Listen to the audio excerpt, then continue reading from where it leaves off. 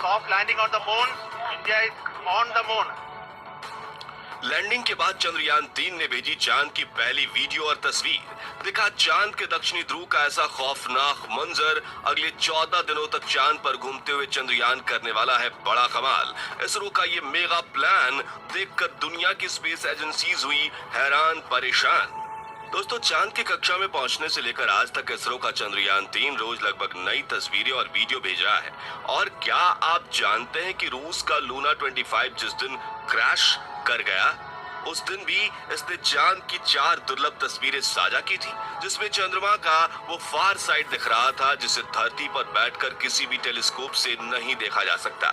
लेकिन इस वक्त की सबसे बड़ी खबर यह है कि चंद्रयान-3 चंद्रमा की सतह पर सफलतापूर्वक लैंड कर चुका है, जिसके तुरंत बाद इसने अपने अंदर लगे एडवांस हाई क्वालिटी कैमरास की मदद से चांद के दक्षिणी ध्रुव की पहली झलक कैप्चर कर ली है और अगले 14 दिनों तक वो बड़े कमाल करने वाला है, जिसका खुलासा आज हम इस वीडियो में करेंगे। साथ ही आपको दिखाएंगे इस मिशन से जुड़ा वो पहलू जिसे देखकर इसरो के लिए आपकी इज्जत 10 गुना बढ़ जाएगी। तो बने रहिए इस वीडियो के अंत तक।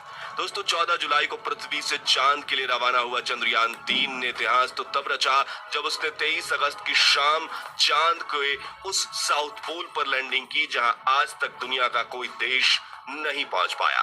चंद्रमा का यह हिस्सा आज भी अपने अंदर अनेक ऐसे रहस्य समेटे हुए हैं, इसलिए दुनिया भर के वैज्ञानिक इसमें काफी रुचि दिखाते हैं। इसी बीच इसरो की तरफ से एक बहुत ही बड़ी गुड न्यूज ये आ रही है कि चांद पर लैंडिंग के बाद चंद्रयान-3 के विक्रम लैंडर की कंडीशन बिल्कुल ठीक है और इसने चंद्रमा पर रिसर्च करने के लिए अपने प्रज्ञान रोवर को चांद की सतह पर खुला छोड़ दिया है और ये एआई रोबोट अगले 14 दिनों तक चांद के बहुत बड़े खुलासे करने वाला है। वही विक्रम लैंडर के एडवांस कैमराज ने चांद पर अपनी लैंडिंग साइट की सबसे ताजा तस्वीरें भेजी हैं।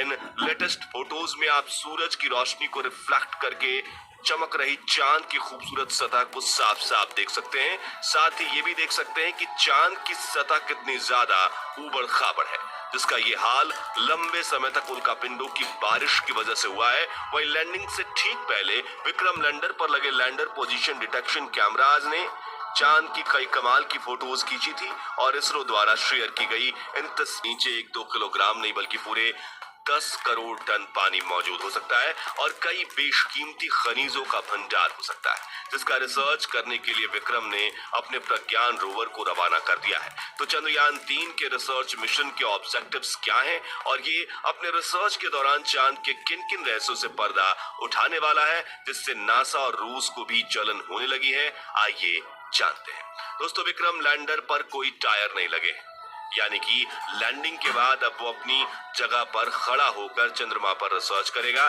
जिससे ये चांद के पतले वातावरण के अंदर मौजूद प्लाज्मा पार्टिकल्स पर स्टडी करेगा। दिन और रात में चंद्रमा की सतह के बदलते तापमान पर रिसर्च करेगा, अपनी लैंडिंग साइट के आसपास आने वाले भूकंप की गति और तीव्रता की स्टडी करेगा और सतह के नीचे लेजर फेंक कर सरफेस एलिमेंट्स की स्टडी करेगा, जिसके लिए इसके अंदर 4 पेलोड उपकरण लगाए गए हैं। जबकि चंद्रयान-3 का प्रज्ञान रोवर अपने 6 टायर्स की मदद के चलते हुए चांद के दूर दराज इलाकों की तरफ रवाना हो चुका है और चलते चलते इसने इसरो को भी चांद की डेटा भेजना शुरू कर दिया है। आपको बता दें कि प्रज्ञान रोवर में लेजर इंडक्टेड ब्रेकडाउन स्पेक्ट्रोमीटर और अल्फा पार्टिकल एक्सरे स्पेक्ट्रोमीटर जैसे 2 पेलोड उपकरण लगाए गए हैं, जो कि लेजर की मदद से चांद की सतह के अंदर तक झांकेंगे और सतह के नीचे मौजूद पानी का पता लगाएंगे। साथ ही ये चांद की मिट्टी और चट्टान में मौजूद मैग्नीशियम, एल्युमिनियम, क्रोमियम और सिलिकॉन जैसे कीमती खनिजों को भी खोज निकालेंगे और इस रहस्यों से पर्दा उठाएंगे कि आखिर चांद के अंदर क्या छुपा हुआ है। यानी अगर अपने इस मिशन में विक्रम लैंडर और प्रज्ञान रोवर ने चांद पर किसी कीमती खनिज या पानी का भंडार खोज लिया, तो ये इतना बड़ा कीर्तिमान होगा कि भविष्य में जब भी चांद का नाम लिया जाएगा तो इसके साथ ही इसरो और भारत का नाम भी जोड़ा जाएगा। आपको बता दें कि ये रिसर्च मिशन चांद के 1 लूनर दिन, जो कि पृथ्वी के 14 दिनों जितना है, जिसके बाद चंद्रयान 3 का विक्रम लैंडर और प्रज्ञान रोवर अपने आप निष्क्रिय हो जाएंगे और सदियों तक चांद की सतह पर खड़े होकर भारत के नाम का ठप्पा लगा देंगे।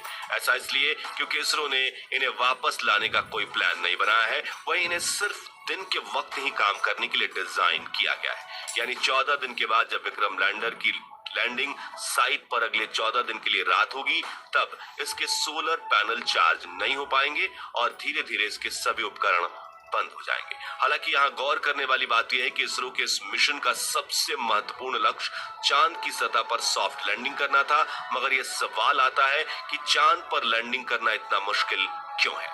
क्यों 23 अगस्त का दिन इसरो के इतिहास का सबसे ऐतिहासिक दिन बन चुका है? और क्यों इसरो की इस उपलब्धि से ब्रिटेन, चीन और रूस जलकर राख हो चुके हैं?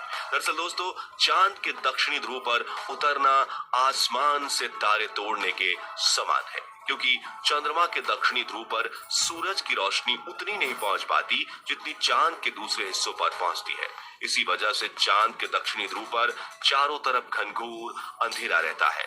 वहीं पृथ्वी से चंद्रमा के इस क्षेत्र की दूरी ज्यादा होने की वजह से लैंडिंग के दौरान कमांड सेंटर का लैंडर से संपर्क टूटने का भय बना रहता है। साथ ही चांद पर ऐसा कोई मजबूत वायुमंडल भी नहीं है जो लैंडिंग के दौरान घर्षण पैदा करके लैंडर की रफ्तार को कम कर सके। इसी वजह से चंद्रमा के इस हिस्से में लैंडिंग करना काफी चुनौतीपूर्ण रहता है। ऐसे में किसी भी स्पेसक्राफ्ट को चांद पर लैंड करवाने का एक ही तरीका मुमकिन है, जिसे चंद्रयान 3 के विक्रम लैंडर ने ही अपनाया था। इस तरीके में लैंडर को चांद की सबसे छोटी ऑर्बिट में अपनी न्यूनतम ऊंचाई वाले बिंदु तक ले जाया जाता है, जो कि 20 से 30 किलोमीटर एल्टीट्यूड के बीच होता है। जिसके बाद लैंडर अपनी कक्षा छोड़कर चांद की सतह पर उतरने के लिए रवाना होता है और नीचे पहुंचने के दौरान अपने थ्रस्टर्स का इस्तेमाल करना शुरू कर देता है, जो उल्टी दिशा में फोर्स लगाकर इंजन ब्रेकिंग का सहारा लेते हुए स्पेसक्राफ्ट की रफ्तार कम करते हैं। रफ्तार को कम करने के बाद लैंडर के सामने जो अगली चुनौती आती है वो होती है चांद की धूल। दरअसल चांद की सतह की मिट्टी काफी ज्यादा पतली है, इसलिए जब लैंडर चांद की सतह के बिल्कुल पास पहुंचता है तो थ्रस्टर से निकलने वाली हवा की वजह से चांद के सतह पर मानो जैसे आंधी आ जाती है, जिसके चलते चंद्रमा के धरातल पर धूल उड़ने लगती है और लैंडर के कैमरा लेंस पर धूल जमा होने का खतरा बढ़ जाता है। वहीं अगर इस धूल की वजह से लैंडर के कैमरा ने ठीक से काम नहीं किया तो वो लैंडर के आर्टिफिशियल इंटेलिजेंस सिस्टम को सही से डेटा नहीं भेज पाता और गलत डेटा के साथ अगर लैंडर गलत निर्णय ले लेता है, जिससे वो चांद की सतह पर सेफ लैंडिंग करने के बजाय एकाएक क्रैश लैंड कर जाता है, जिससे पूरे मिशन पर पानी फिर जाता है। इसी वजह से चांद पर लैंडिंग का सक्सेस रेट सिर्फ 27% है। यानी कि चांद पर भेजे गए 100 मून मिशन में से सिर्फ 27 मून मिशन ही सफल लैंडिंग कर पाते हैं।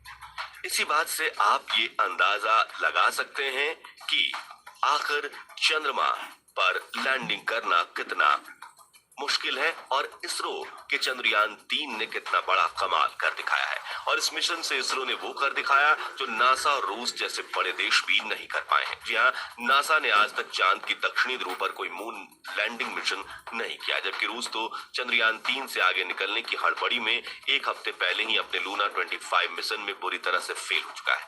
यानी भारत ने अमेरिका और रूस जैसे बड़े देशों को भी पछाड़ दिया है और पाकिस्तान तो अगले 100 सालों में भी स्पेस रिसर्च की फील्ड में भारत के आसपास तक नहीं पहुंच पाएगा। तो दोस्तों, क्या अगले 10 सालों में भारतीय स्पेस एजेंसी इसरो, नासा, चीन और रॉसकॉस्मोस को पीछे छोड़ पाएगी या नहीं?